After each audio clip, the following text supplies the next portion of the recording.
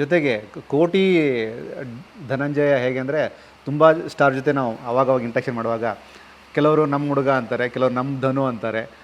ಆ ನಮ್ಮವ ನಮ್ಮದು ಅನ್ನೋದೇ ಒಂದು ಬೇರೆ ಥರದ ಫೀಲ್ ಕೊಡುವಂಥದ್ದು. ಡಾಲಿಗೆ ಕೀಪು ಅನ್ನೋದು ಪ್ರತಿ ಹಂತಕ್ಕೂ ಅದು ಪ್ರೂವ್ ಆಗ್ತಾ ಹೋಗಿದೆ ಡಾಲಿಯ ಸಿನಿಗ್ರಾಫಿಗೆ. ಅದು ಯಾವತ್ತೂ ಹಂಗೆ ಇರಲಿ ಅಂತ ಭಗವಂತನ ಹತ್ರ ಪ್ರಾರ್ಥಿಸ್ತೀನಿ. ಓಕೆ, ಮೊನ್ನೆ ಇನ್ನೊಂದು ಹೇಳಿದ್ರಿ, ಕೋಟಿಯ ಸಂಭ್ರಮಾಚರಣೆ ಮಧ್ಯೆ ತಾರಮ್ಮ ನನಗೊಂದು ಹುಡುಗಿನ ಹುಡುಕ್ತಾಳೆ ಅಂತ. ಸುಮ್ಮನೆ ಅದನ್ನು ಜನಲಾಗಿ ಕೇಳ್ತೀನಿ, ಒಬ್ಬ ಬ್ರದರಾಗಿ ಕೇಳ್ತೀನಿ, ಮದುವೆ ವಿಚಾರವಾಗಿ. ಆಗನ ಬಿಡಿ, ನೀವೆಲ್ಲ ಇಷ್ಟೆಲ್ಲ ಕೇಳ್ತಿದ್ದೀರಾ ಅಂದರೆ ಅದರಲ್ಲಿ ಏನಿದೆ, ಅದು ಒಂದು ನಡೆದು ಹೋಗಲಿ. ಹಾಂ, ಆಗಲಿ. ಎಲ್ಲದಕ್ಕೂ ಟೈಮ್ ಇರುತ್ತಲ್ವ, ಎಲ್ಲರದ್ದು ಅವ್ರ ಪರ್ಸ್ನಲ್ ಚಾಯ್ಸು. ಈಗ ನಮ್ಮದು ಎಷ್ಟು ಬದುಕಿನ ಒದ್ದಾಟಗಳು ಅವು ಇವು ಎಲ್ಲ ದಾಟ್ಕೊಂಡು ಇವಾಗ ಏನೋ ಒಂಚೂರು ಉಸಿರಾಡ್ತಾ ಇದ್ದೀವಿ. ಸೊ ಖಂಡಿತ ಅದ್ರ ಬಗ್ಗೆನೂ ಯೋಚನೆ ಮಾಡೋಣ. ಈ ಕೋಟಿಯ ನಂತರ ಒಂದಷ್ಟು ಸಿನಿಮಾಗಳು ಆಲ್ರೆಡಿ ಹೈಪ್ ಕ್ರಿಯೇಟ್ ಮಾಡಿದ್ದಾವೆ. ಅಣ್ಣ ಫ್ರಮ್ ಮೆಕ್ಸಿಕೋ ಆಗಲಿ, ಉತ್ತರಾಖಂಡ ಆಗಲಿ. ಇದ್ರ ಜೊತೆಗೆ ಯಾವೆಲ್ಲ ಸಿನಿಮಾಗಳು ಕಮಿಟ್ ಆಗಿದ್ದಾರೆ ಡಾಲಿ ಅವರು? Just for the update. ಅಣ್ಣ ಫ್ರಮ್ ಮೆಕ್ಸಿಕೋ ಆ್ಯಂಡ್ ಉತ್ತರಾಖಂಡ 2 ಪ್ಯಾರಲಾಗಿ ಶೂಟ್ ನಡೀತಾ ಇದೆ. ಜೊತೆಗೆ ಈಗ ಹಲಗಲಿ ಅಂತ ಹೇಳಿ ಒಂದು ನಮ್ಮ ಹಲಗಲಿ ಬೇಡರ ದಂಗೆ ಬಗ್ಗೆ ಅದೊಂದು ಕತೆ ಕೇಳಿದ್ದೀನಿ. ಗಟ್ಟಿಯಾದಂಥ ಕತೆ ಅದು ಹಲಗಲಿ. ತುಂಬ ಚೆನ್ನಾಗಿದೆ, ಟೀಮ್ ಕೂಡ ತುಂಬ ಚೆನ್ನಾಗಿದೆ. ಸುಕೇಶ್ ಅಂತೇಳಿ ಒಳ್ಳೆ ಭವಿಷ್ಯ ಇರೋಂಥ ನಿರ್ದೇಶಕ. ಯಾಕೆಂದರೆ ಅವ್ರದ್ದು ಪ್ರಿಪ್ರೇಷನ್ಸು, ಆ ಸ್ಕ್ರಿಪ್ಟು, ಅವ್ರ ಕೆಲಸ ಎಲ್ಲದನ್ನು ನೋಡಿ ಇದನ್ನು ಮಾಡೋಣ ಅಂತ ಹೇಳಿರೋದು ನಾನು. ಸೊ ಈ ರಿಲೀಸೆಲ್ಲ ಮುಗಿಸಿ ಒಂಚೂರು ಅದರದ್ದು ಮಾತುಕತೆಗಳಿದೆ.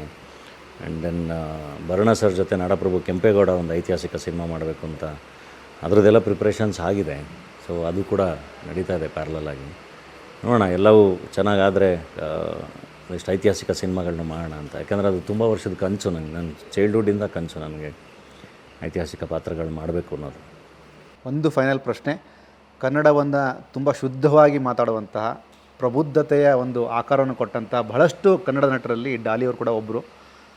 ಕನ್ನಡ ಸಿನಿಮಾಗಳ ಪ್ರಸ್ತುತ ಆ ಒಂದು ಸ್ಥಿತಿಯನ್ನು ನೋಡಿದಾಗ ಗುರು, ನೀವು ಯಾವತ್ತೂ ವಾದ ಮಾಡೋದೇನೆಂದರೆ, ನೀವಾಯಿತು, ದರ್ಶನ್ ಸರ್ ಆಯಿತು, ಸುದೀಪ್ ಸರ್ ಆಯಿತು, ಒಳ್ಳೆಯ ಸಿನಿಮಾಗಳನ್ನ ಮಾಡಿದಾಗ ಜನ ಬರ್ತಾರೆ, ಯಾವುದೇ ಕಾರಣಕ್ಕೂ ಸಿನಿಮಾಗಳಿಗೆ ಸೋಲಿಲ್ಲ, ಸಾವಿಲ್ಲ.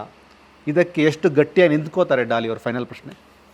ಏನು ಬರೀ ನಮ್ಮ ಇಂಡಸ್ಟ್ರಿ ಅಂತಲ್ಲ, ಎಲ್ಲ ಇಂಡಸ್ಟ್ರಿಗಳಲ್ಲೂ ಐ ಥಿಂಕ್ ಇವಾಗ ಸಮಸ್ಯೆಗಳಿದೆ. ನನಗೂ ಗೊತ್ತಿರಲಿಲ್ಲ.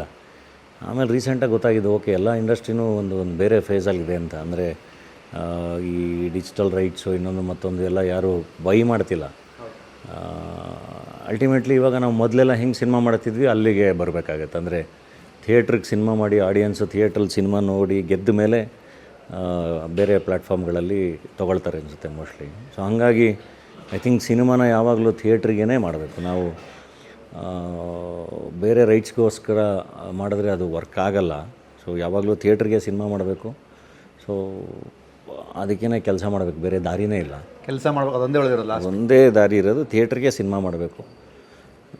ಆ್ಯಂಡ್ ಈ ಫೇಸ್ ಕೂಡ ದಾಟ್ತೀವಿ, ಮತ್ತೆ ಎಲ್ಲ ಸರಿ ಹೋಗುತ್ತೆ. ಭರವಸೆಗಳೊಂದಿಗೆ ಮುಂದೆ ಹೆಜ್ಜೆ ಇಡ್ತಾ ಹೋಗೋಣ ಅಷ್ಟೇ. Hope is a good thing. Definitely. Thank you so much Daali Dhananjay. ಅಂದರೆ ನಾವು ಸರ್ ಅನ್ನೋ ಪದ ಬಳಸಲ್ಲ, ಪ್ರವೀಣ್ ಸರ್ ಸ್ಟ್ರಿಕ್ಟಾಗಿ ಹೇಳಿದ್ದಾರೆ. ಡಾಲಿ ಧನಂಜಯ್ ಅವರಿಗೆ ಥ್ಯಾಂಕ್ ಯು ಸೊ ಮಚ್. ಮೇಲಾಗಿ ತುಂಬ ಪ್ರಬುದ್ಧವಾಗಿ ಹೆಜ್ಜೆ ಇಡ್ತಾ ಹೋಗ್ತಿದ್ರಿ. ನಿಮ್ಮ ಸಿನಿಮಾಗ್ರಾಫ್ ದೊಡ್ಡ ಮಟ್ಟಕ್ಕೆ ರೀಚ್ ಆಗಲಿ. ಕೋಟಿ ಸಿನಿಮಾದ ಮೂಲಕ ಜಿಯೋ ಸ್ಟುಡಿಯೋಸ್ಗೆ, ಪರಮೇಶ್ವರ್ ಗುಂಡ್ಕಲ್ ಅವರಿಗೆ ಹಾಗೂ ಇಲ್ಲಿರುವಂಥ ಎಲ್ಲರಿಗೂ ದೊಡ್ಡ ಮಟ್ಟದ ಸಕ್ಸಸ್ಸನ್ನು ಸಿಗಲಿ ಅಂತ ನಾವು ಕನ್ನಡ ಪಿಕ್ಚರ್ ತುಂಬ ಒಳ್ಳೆಯ ಮನಸ್ಸಿನ ಹೇಳ್ತಾ ಇದ್ದೀವಿ. Thank you so much. Thanks.